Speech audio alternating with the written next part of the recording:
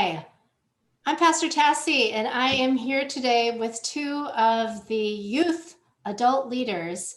Hopefully you'll recognize Matt and Beth Stremel. And we're talking today in our Minute for Ministry for Youth because the Stremels have been adult leaders with youth and with confirmation, Matt since 2003 and Beth since 2005. That's a lot like 17, 16 years. Wow. I want to thank you in advance of our time for hanging in there, and all the parents who are listening and watching could say thank you, and so many students too who have grown through the youth program in that time. Well, the reason that we want to hear about youth is because it's one of the most exciting places to be in the church. And so I have a few questions for the Stremels. I want to know if you can explain to us, if you can describe for us what your roles have been in WF, which is the high school youth program, and in confirmation. Tell us about that. Sure.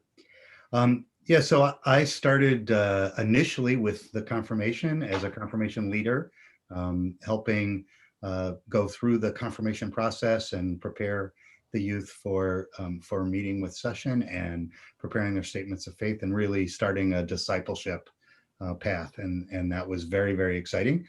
From there, I kind of quickly got involved with WF and with the boys group, which was a Wednesday night group, just a bunch of young men getting together, really talking about the Bible, talking about where God was calling them.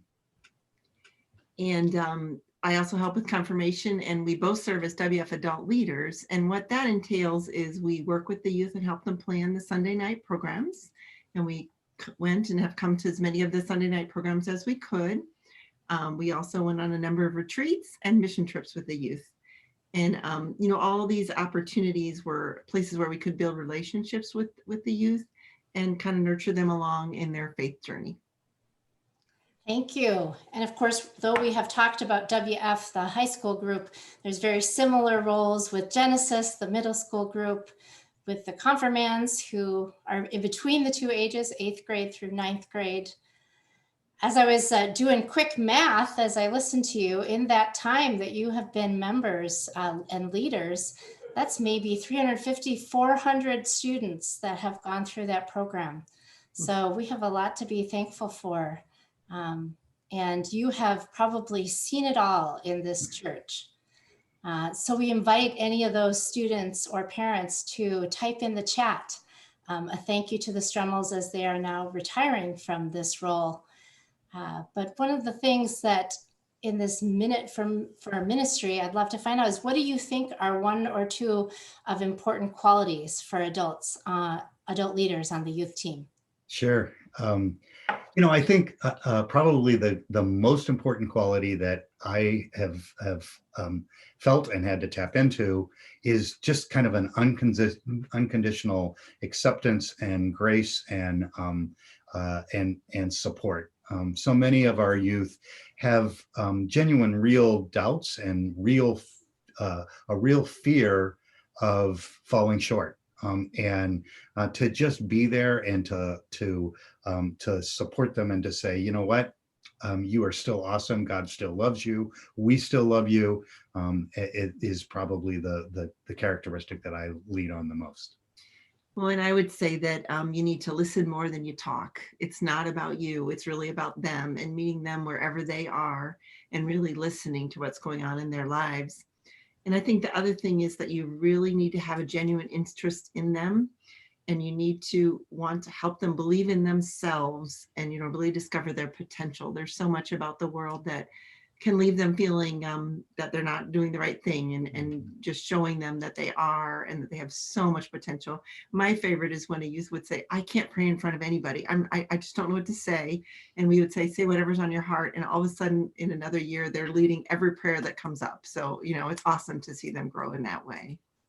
Oh, thank you. It's so great to hear you talk about that. And we can hear your heart shine through your smiles and the way you talk about it. I know that you'll miss the youth and they'll miss you. When you talk about those qualities, I appreciate that that's something that many folks could do. even if you don't think that you could. We've each got 2 ears. We use it more than our one mouths, hopefully in youth group. But it's not just about what you give, right? Sometimes we get back. And so I'm wondering if you can tell us in brief a lesson that God has taught you. There's probably been many, but pick one. There have been lots. What you said, you touched on something I remember when I first got involved. I thought, I can't work with high school kids. They're scary. And you know what? They're not scary. They're wonderful. And I just, I learned that I really could appreciate that point in a person's life so much. I also learned that it was really important for me, you kind of touched on this earlier, Cassie, when we were talking, to share my faith and share how much my faith means to me and how much that's changed my life. And I learned more about, I think I grew a lot in my faith working with, sharing that with the kids. And then, it's just been an honor to play a small part in bringing them a little bit closer to God through this ministry.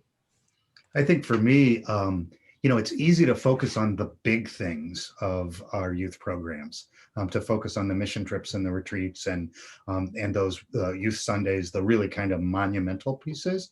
But I think the lesson that I've learned is God is present in all the little small details. God is present when you are just there and you're at check-in and a kid walks in and they just are super excited to see you and they just want to tell you about how well they did on a science test or how excited they are about a cross-country meet. And God's there on the really, really small details when you just happen to text a student or a student sees you at worship and they're just really excited when they know the Apostles' Creed because they memorized it in confirmation and they catch your eye because they want you to know that they still remember the Apostles' Creed. Awesome. Those are great stories. You've got me excited about my job all over again. And hopefully some other people are beginning to think about, I wonder if this could be a place for me in ministry. Because God doesn't just invite us to come and sit in the church pews, especially not now. But God invites us to join in what God's doing in the world, in this case with youth. What would you say to someone who is considering, who's wondering whether God might be nudging them to work with youth? I would say, although we've come to the conclusion that it's time for us to step back from what we're doing, it truly has been one of the most fulfilling things that I've ever done, and there's certainly times when I was sleeping on an air mattress in a high school classroom that I really wondered what I was doing. But, then on that same mission trip, the very next day, there might be a student who said, you said in confirmation class this, and I remember it, and you can't even believe they remember it because it's Sunday morning and they look like they're not paying any attention at all. And you have those wonderful moments. But I will always treasure the memories and the relationships that I made. It's such a gift when we hear from a former WFer and they talk about the impact that the program had on their life. I mean, now the WFers are having their own children. We've been in the program for so long. We used to joke that they would have to take us up to the 3rd floor in wheelchairs. So you don't have to, guys. We're going to step down before we get to that point. But it's just been, it's really interesting to see it all come full circle. See WFers join our church and things like that. It's really wonderful. So I say, even if you think it's not something that you're qualified to do or you want to do, listen to what God's telling you, and you may find it to be amazing. And I guess I would just kind of pick up on the one of the things that Beth said, that this is not about you. It is it's about being a vessel for God to work with the youth, and you are not there to tell or to instruct or to mentor. You're really there to love on those kids and to be there for them, and then let God use you and your presence to have the Holy Spirit enter and really make a difference. So I would say definitely do it. You will be amazed and in awe at how God uses you in those relationships. That's awesome. We could talk a lot about students right now, and with the coronavirus pandemic and all kinds of reasons, there's an increase in anxiety and issues, and this role is so important. So I'm going to ask folks who've been listening to consider whether they might volunteer. There's an especially, we have a need right now with Genesis, the middle school youth, with confirmation going forward. We have one class that will be confirmed in February, and then the next class will start again in April. So we keep going. So if you're interested, I'd love to have you email me at tgreen@firstpreswheaton.org or give me a call. But before we end this, we want to say thank you. And the other youth leaders and the church wants to say thank you for many years.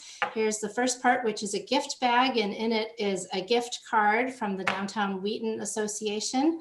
So you can pick out one of those places when it's safe to visit an establishment again. And then I learned from other youth leaders that there's two important things that we need to give to you to say thank you. And one for Beth is Twizzlers.